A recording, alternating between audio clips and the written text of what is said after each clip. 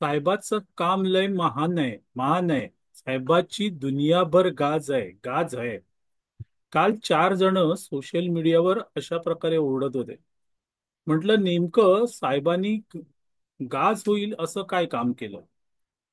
तिथे जाऊन त्यांची पोस्ट बघितली तर लक्षात आलं की हे सगळे साहेबांचे कार्यकर्ते आणि साहेबांनी किती महान कार्य केलंय हे जगाला ओरडून सांगतायत.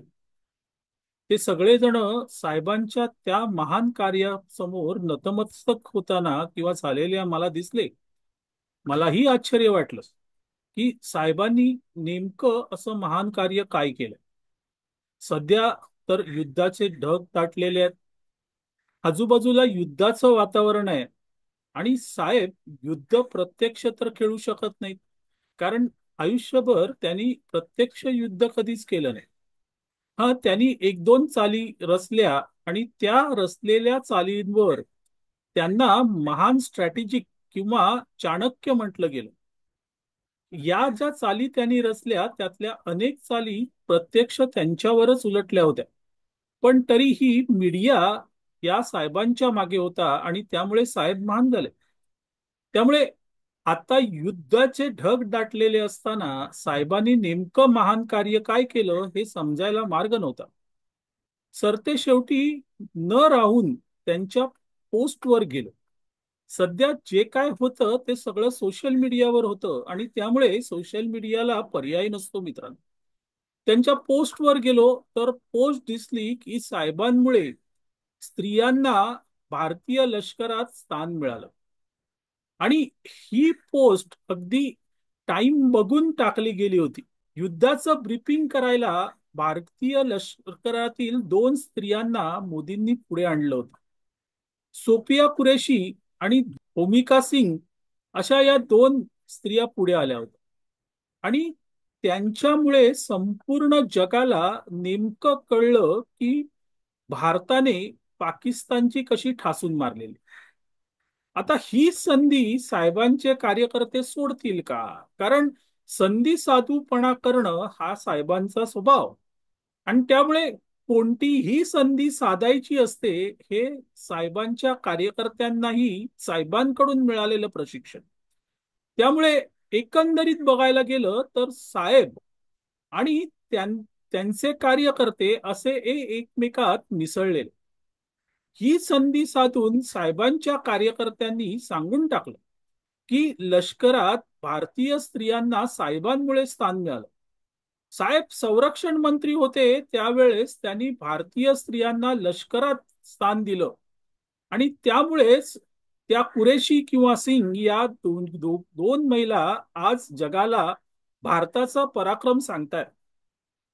मला आश्चर्य वाटलं मित्रांनो, कारण साहेब ज्या वेळेस संरक्षण मंत्री होते त्यावेळेस नेमकं असं काय घडलं होतं की त्यांनी स्त्रियांना भारतीय लष्करात स्थान दिलं.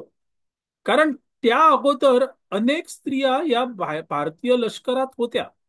मला वाटतं साहेबांनी ज्याला ते पटलं नसावं, साहेबांना ते पटलं नसावं. अरे, मी स्त्रियांना भारतीय लष्करात स्थान देणार आहे.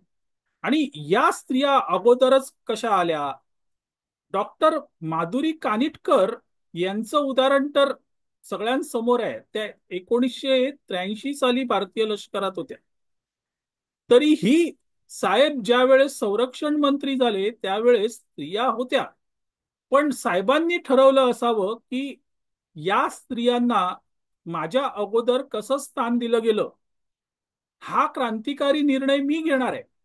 आणि त्यामुळे भारतीय लष्करात असलेल्या म्हणजे अगोदरपासून असलेल्या सगळ्या स्त्रियांना साहेबांनी काढून टाकायला लावलं का, असा प्रश्न माझ्या मनात उपस्थित झाला.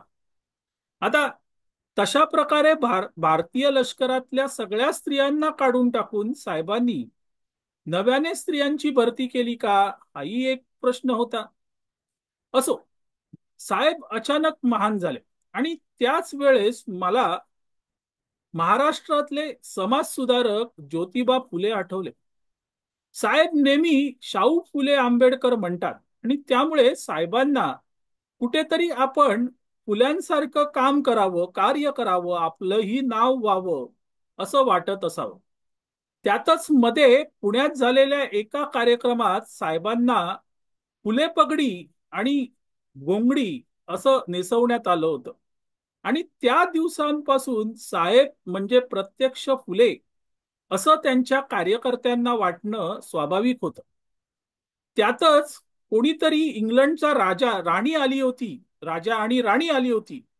आणि त्यावेळेस प्रत्यक्ष ज्योतिबा फुले गेटवे ऑफ इंडियाला तिथे उभे होते, सर्वसामान्य शेतकऱ्यांच्या वेशात, असं साहेबांनी सांगून टाकलं होतं. खरं म्हणजे फुलेंच्या निधनानंतर 3 वर्षांनी ते राजा राणी तिथे आले होते. आणि त्यावेळेस फुले कसे उभे असणार, पण साहेबांनी म्हटलं म्हणजे ते फायनल. अशा प्रकारे साहेब कदाचित फुलेंच्या जागी स्वतःला पाहिलं असेल त्यांनी, आणि ते त्यांच्या कार्यकर्त्यांनी पाहिलं असेल. त्यामुळे साहेब म्हणजे महात्मा फुले किंवा ज्योतिबा फुले असं साहेबांना वाटणं, किंवा त्याही पेक्षा त्यांच्या कार्यकर्त्यांना वाटणं स्वाभाविक आहे. आणि त्यामुळे केवळ साहेबच भारतीय लष्करात स्त्रियांना स्थान देऊ शकतात, त्यांना पुढे आणू शकतात, असं कार्यकर्त्यांचा भ्रम झाला असावा किंवा समज झाला असावा. माफ करा, भ्रम म्हणालो, चूक झाली, पुन्हा हात जोडून माफी मागतो. खरं म्हणजे भ्रम हा साहेबांच्या कार्यकर्त्यांचा कधीच होत नाही. झालाच तर तो समज होतो. आणि त्यामुळे मी माझे शब्द मागे घेतो आणि समज म्हणतो. तर साहेबांच्या कार्यकर्त्यांना असा समज झाला असावा.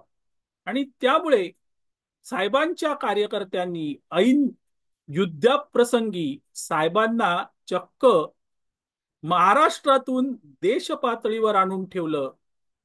महाराष्ट्रापेक्षा मोठं काहीच नाही, आणि त्याही पेक्षा साहेबांपेक्षा मोठं काही नाही, हे त्यांचे कार्यकर्ते जाणतात, आणि त्यामुळे असं झालं असावं.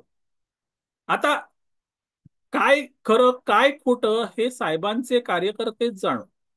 पण त्यांनी सोशल मीडियावर केलेली पोस्ट आणि त्यातून झालेला भ्रम, पुन्हा चुकलो, भ्रम नाही, समज, समज हा महत्वाचा आहे. आणि तो निस्तारणं गरजेचं होतं मित्रांनो. अच्छा, तुमचाही समज झालाय का? तुम्ही आपण निस्तारा, मी काही त्यात बोलणार नाही. आता मी निघून जातो, आपली रजा घेतो. आणि हो, साहेब कोण हे कळलं का? नाही कळलं असेल तर पोगो बघा, पोगो. धन्यवाद.